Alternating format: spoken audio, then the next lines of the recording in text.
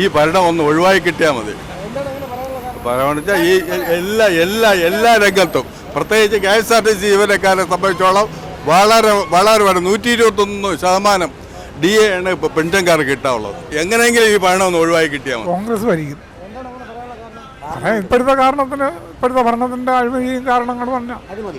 അതുകൊണ്ട് തന്നെ ഒരു തുടർ ഭരണം ആവശ്യമില്ലെന്നാണ് പറയുന്നത്. 100% തുടർ ഭരണം വേണ്ട. എൻ്റെ കാഴ്ചപ്പാടല്ലേ പറയുന്നതിന് LDF തന്നെ വീണ്ടും തിരിച്ചു വരും. കാര്യം എന്ന് പറഞ്ഞാൽ അവരെ പ്രവൃത്തികളിൽ അങ്ങനെ ഒരു മോശമായിട്ടുള്ള ഒരു പരിപാടി ഇല്ലല്ലോ. അപ്പോൾ അതുകൊണ്ട് LDF തന്നെ വരാനാണ് ചാൻസ്. മോശമായിട്ടൊരു ഭരണം ഇല്ലല്ലോ. ഒരു തുടർ ഭരണം വേണമെന്നാണ് ചേട്ടൻ സംശയം തോന്നുന്നു. എന്നാലേ ഇവിടെ ആളുകൾക്ക് ഒരു മനസമാധാനമായിട്ട് ജീവിക്കാൻ പറ്റും. കോൺഗ്രസ് ഭരിക്കട്ടെ. എന്താണ് അങ്ങനെ പറയാനുള്ളത്? ഒന്നൊന്ന് മാറി വരട്ടെ. വന്നല്ലേ ശരിയാവുള്ളൂ. BJP അതിനപ്പുറം അവർ നല്ല കാര്യങ്ങൾ ചെയ്യുന്നുണ്ട്. അവർ നല്ല കാര്യങ്ങൾ, അവർ നല്ല വികസനം വരാൻ അവർ തന്നെ വരും. BJP തീർച്ചയായിട്ടും BJP തന്നെ വരും. തുടർ ഭരണം വേണ്ട. തുടർ ഭരണം വേണ്ട. UDF വേണ്ട, LDF വേണ്ട.